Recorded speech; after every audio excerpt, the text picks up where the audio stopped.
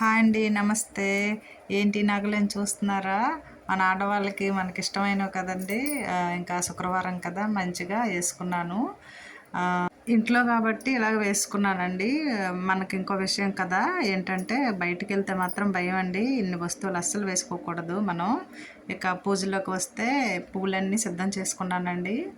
ఆహ్, ఇంకా ఎన్ని రకాలుంటే అన్నీ తెచ్చేస్తాను.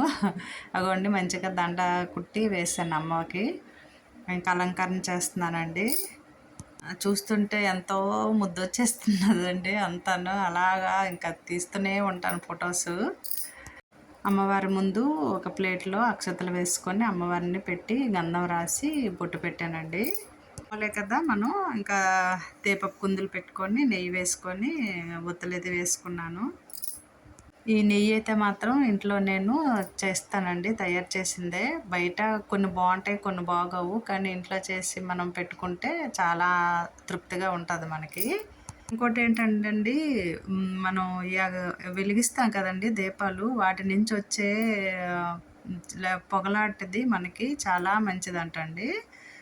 నేతి దీపంతో పెట్టినయి గానీ, నువ్వుల నూనెతో పెట్టింది గానీ చాలా మంచిదని విన్నాను. ఆరాధన చేసుకోవడం వల్ల మనకి ఆనందమే కాకుండా, మనసుకి ప్రశాంతతే కాకుండా, ఆరోగ్యం కూడా బావుంటుందండి.